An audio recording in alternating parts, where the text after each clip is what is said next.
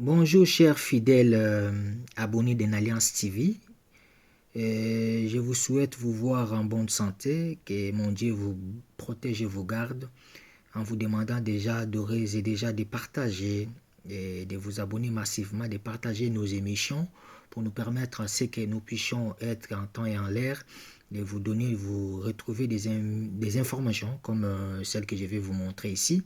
Donc, moi, j'aimerais bien encore ces débats comme ça télévisés au niveau de France 24, TV5, des grandes chaînes françaises, qu'on puisse vraiment bien éclaircir quand on parle.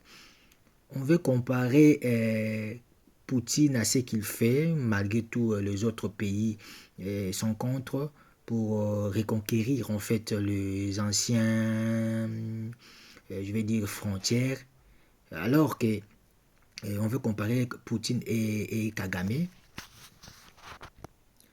alors que nous savons tous, je disais, que l'histoire de Poutine, ça n'a rien à voir avec Kagame, car Kagame, c'est du mensonge.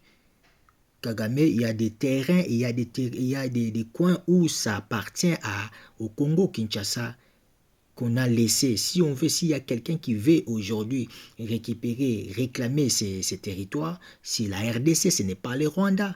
C'est connu. Donc quand il parle des trucs de Berlin, tout ça là, Berlin, ça vient après. C'est comme ça, le français, ils sont en train de débattre. Là, je vais vous laisser suivre. Donc, qu'est-ce qu'ils disent, hein? Protagoniste et non des moindres, le président Paul Kagame.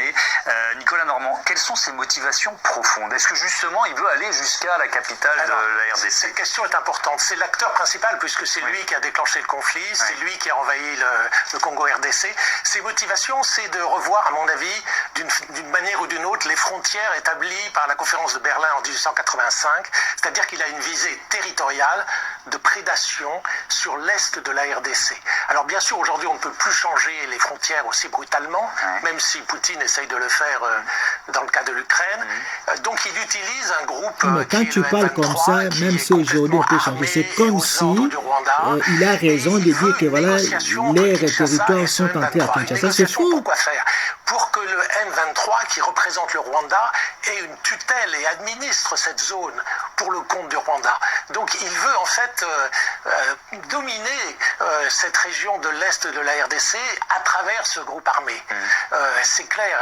Et alors il met en avant des objectifs totalement mensongers, qui sont la défense des Tutsis, mais si on veut... Oui, il remonte à la guerre, enfin au génocide au Rwanda en disant que la RDC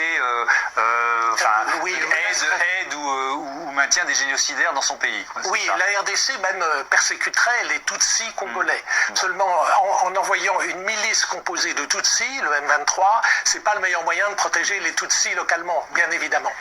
D'autre part, son deuxième grief, c'est qu'il y a un groupe constitué de Hutus. Les Hutus, c'était les génocidaires en 1994.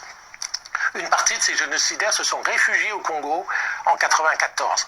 Ils ont eu des enfants probablement qui forment aujourd'hui le groupe qui s'appelle FDLR et selon Kagame, ce groupe menacerait la sécurité du Rwanda. Et ça, vous nous dites que c'est un prétexte? Oui, c'est un prétexte parce que tous les spécialistes estiment